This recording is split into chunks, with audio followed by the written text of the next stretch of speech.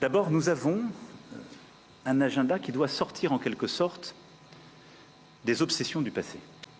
J'ai fait le maximum des efforts et je continuerai de le faire pour regarder les questions historiques, culturelles et mémorielles. Je crois que nous l'avons fait avec beaucoup de sincérité ces dernières années et du travail inédit qui a été fait sur l'Algérie avec la commission Stora, en passant par le discours qui a été donné en mon nom par le ministre à Tiaroy pour le Sénégal, à la politique de restitution des œuvres d'art, conformément à l'agenda de Ouagadougou que j'avais évoqué. Nous avons, ces dernières années, profondément changé ce logiciel. C'est-à-dire que la France regarde son passé dans sa complétude, elle a nommé les choses et elle cherche à avoir une approche scientifique, historiographique, à la fois décomplexée et dépassionnée, et nous le ferons encore avec le Cameroun, avec le comité d'historiens que nous avons installé. Et j'assume totalement cette politique, elle est bonne. Et je le dis en tant que président de la République, né après la décolonisation, dans un continent qui a 75% à moins de 25 ans. Le dialogue avec l'Afrique ne peut pas être l'otage d'un panafricanisme de bonne aloi contemporain qui utilise en quelque sorte un discours post-colonial en ayant d'ailleurs des soutiens de revers qui sont les impérialistes d'aujourd'hui. Et donc cette espèce de combination de faux intellectuels manipulant les réseaux sociaux, utilisant le désarroi d'une jeunesse et les intérêts de la Russie ou d'autres en Afrique, soyons lucides, mais n'y cédons pas.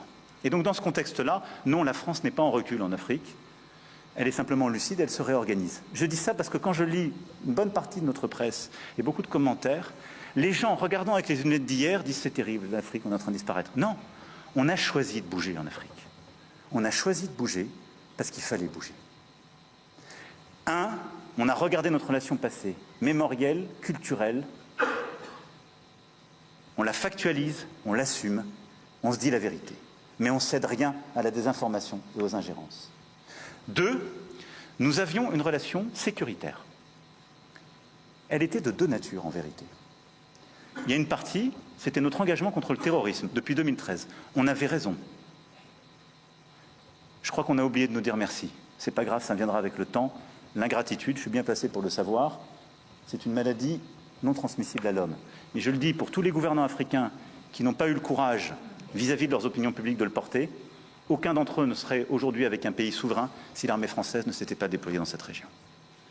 Et j'ai une pensée émue pour nos soldats qui, parfois, ont donné leur vie et pendant des années se sont battus. Nous avons bien fait. On est parti parce qu'il y a eu des coups d'État.